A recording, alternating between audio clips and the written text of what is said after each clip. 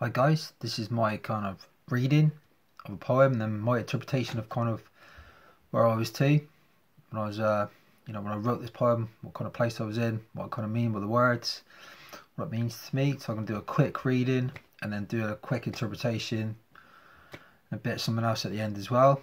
I've got some notes here, so you've seen me looking down, I'm just looking at my notes. Okay, first I'll start off with the poem. It's called Still the Waves Come. And here we go. Hits like green waves on pure beaches, each recurrence building to a fault. Attacks like a shore of hungry leeches, as one swimming for the throat. Looking for a sky that cannot be, exposure is the only cure. Trying to rid the big heavy, hell on earth can be no more. The thrashing in veins is obsessive, behind the eyes is hectic. Quiet constant humming is impressive, with pure thoughts turning septic. A calming after a wavy trance, taking control to find inner peace. Sandy ripples as in dance, still water slow to a final release. And that's the end of the poem. Well, where do I start? Well, Still the Waves Come, that's what it's called. For me, the waves and the beach is the perfect analogy. Waves coming in, beautiful to watch. Coming in, going back out, beautiful. But underneath, all that crashing about, all that dancing of the waves, all that thrashing of the pebbles, grinding them down, panicking underneath.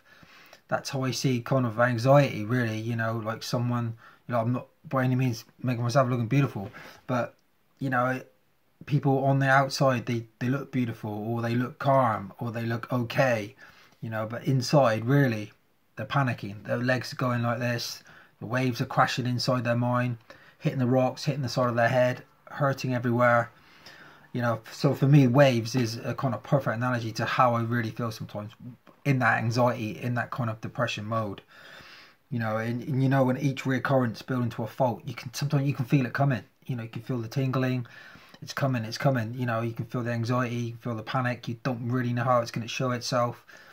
Not wanting to see anybody, you can really feel it, and that's how building to a fault, that's how it gets it, and then it attacks, but I put attacks like hungry leeches, but as in like biting at your brain, and it is a little bit like that.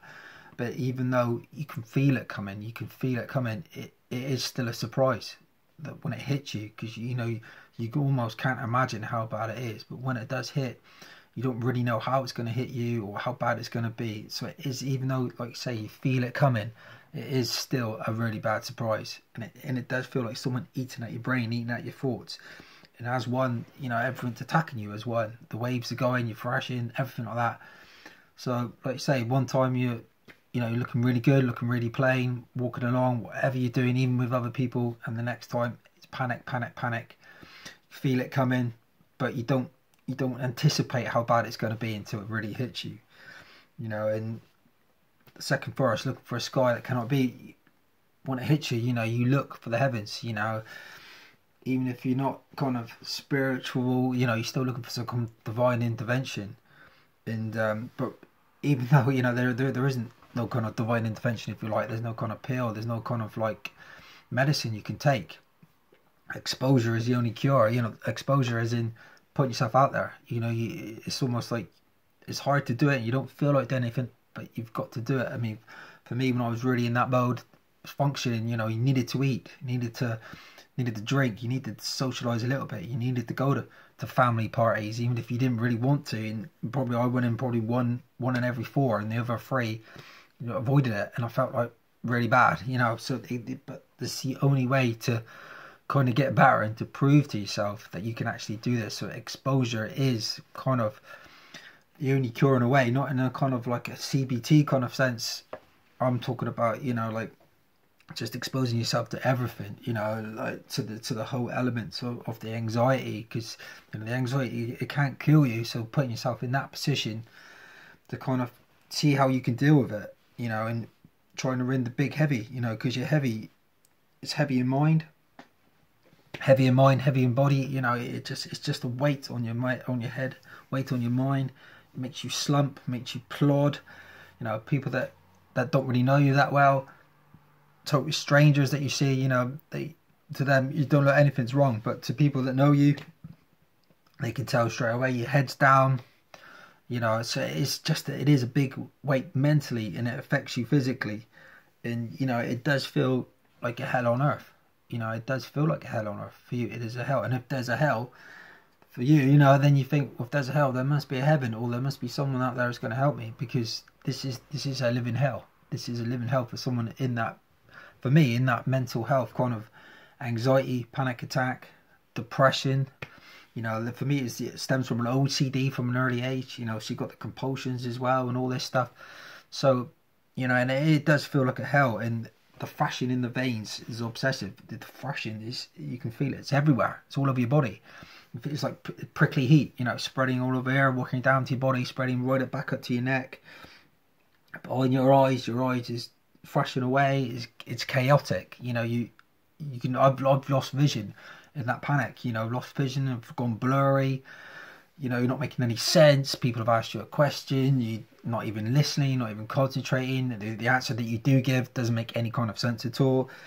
You know, and there is like a hum. When you do try and concentrate, there is a hum. You can feel it. It's a hum, hum, hum, hum, hum. You know, and that's what I put here, like a constant hum. I've underlined it, I've capitalized, because it is like a hum that's in your mind all the time, and that's what can wear you down. Even when you've had a really, really good day, you can feel this constant hum still there. In the turning normal thoughts septic, you know, happy thoughts septic, you know, thoughts that you've had years and years ago of a really good day, a wedding or a family party, it turns those thoughts septic. You know, you start thinking, oh no, that couldn't have been as good as I thought. And then you get to the present, oh, yesterday, you know, so and so, did I upset them? And then you think of the future, you know, you already, you know, you're causing yourself negative anger already in the future, or frustration. You know, I've put here questioning. You question everything. You question something that you did 12 years ago. What if someone took offence 12 years ago when I wore my shoes in their house or something like that? It turns those really thoughts septic.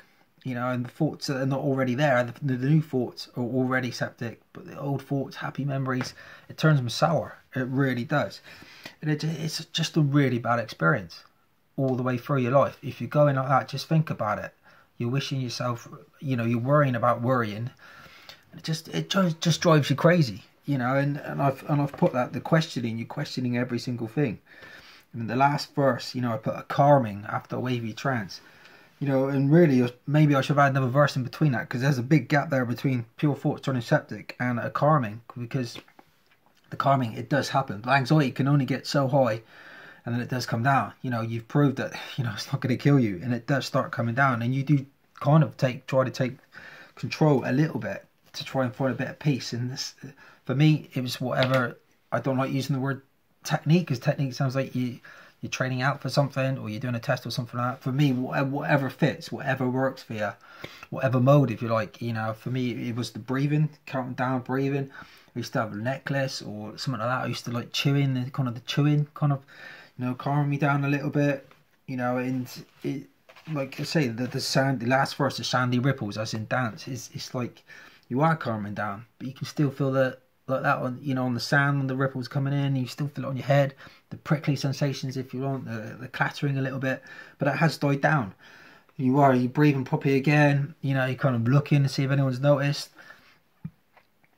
The thing is in the end, the still water stays slow to a final release. You know, there is that final kind of like that, right, I feel right to function now for a little bit. You know, I can put the mask back on again now, because there is this underlining kind of thought there that it's going to build up again. It's the same with the waves, the tide coming in, tide coming out, tide goes out, bit of relief, bit of room to move, bit of playing about, forget everything, fresh air, but you know that it's going to come back in again, and then finally it's going to come back in hard again. So even though you get over this panic attack, over this anxiety, over this kind of depression, you know, this 5 minutes where you've kind of flaked out, or however long it was, you know, there's this underlying thought, the humming, go back to the humming and the questioning, that you know it's going to come back again. And that's what really does you in, because you, like you say, you're worrying about, is it going to kill you next time, you know, and you are looking for divine intervention, but there isn't any. You know, you need to kind of seek some help. You need to help yourself as well. And you know, this poetry thing that I do, is, you know, what it does for me when I'm in those dark places, and a lot of poems that I've written, I've been in these dark places, and they kind of, I've used it. However I'm feeling, suicidal thoughts, OCD, really bad thoughts, depression, anxiety. I've used those things, and it's inspired me to do the poetry, to write the words, and make something out of the words. So what I'm saying is, if you're in that place, and you feel really bad, even when you feel like not doing nothing at all, and you're in a dark pit of despair, use it, draw it, be honest with yourself. If you think, oh, I'm not using that, that's a bit risky, use it, draw it, whatever it is. Take photos, draw something and take a photo. Write it down, write a short story, whatever it is that, you might unlock some kind of passion somewhere, and it doesn't matter if you show it to people or you do it for yourself. It can give you a better understanding of yourself, and if you show it to people, it can give them a better understanding of you. But that's what I would say. I would kind of try and motivate yourself a little bit, maybe, where you don't even have to, because if the thought's already there, it's your imagination. Don't be scared of them, it's your imagination. Put them down, put them out there, just make it real, because when you make something real, then it feels like you can deal with it. If it's all in your head, in your imagination, you could take it anywhere at all. But if you make it real, make it down, make it real, put it on paper, put it in words, and you can deal with it. And that's the key. You can actually deal with it. It makes it real, and you can deal with it, and you can move from there, and you can do anything you want with it. So that's what I would say to anyone that's really struggling hard to get out there. Is to be honest with yourself, be truthful with yourself, and create something with it. Because people with anxiety, depression, your imaginations are awesome. They're scarily awesome, but in a good way. And just do something, create something with it. A short film, anything at all, video, anything like this. A video. It's just do something with it. Anyway, this is my kind of video piece. I'm going to do a bit more, some other readings of different other interpretations of poems. I hope you've got something out of it. I have got something out of it just saying it. I feel really kind of buzzed about it. But okay, thank you for listening, and thank you.